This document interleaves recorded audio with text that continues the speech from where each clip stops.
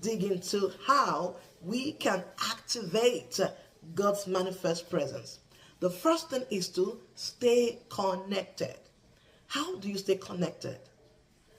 Get time out of your busy schedule to engage with the Word of God and to engage in prayer.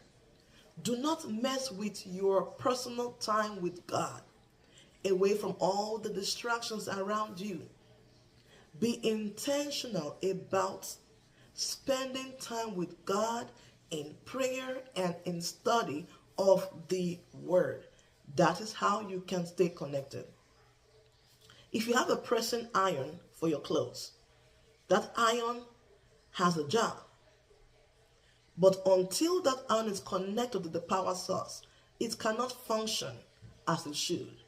It cannot function at all because it has to generate that heat, that power to be able to press your clothes and make your clothes as good and beautiful as you want it.